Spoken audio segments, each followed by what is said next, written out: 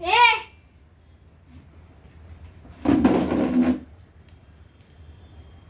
काय रे नील? तीच मुलगी आहे ना जी कालच्या दिवशी आपल्या रघुला तोंडावर बोलून गेलेली?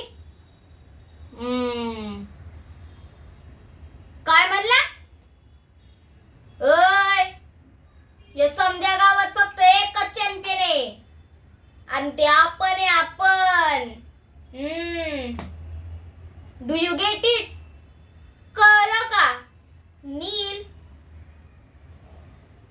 आणि काय रे, शहराकडे जाऊन शहराची हवा लागली वाटतं. नाही, त्यांचीच तारीफ करतोय जास्त. आपल्याला विसरला का?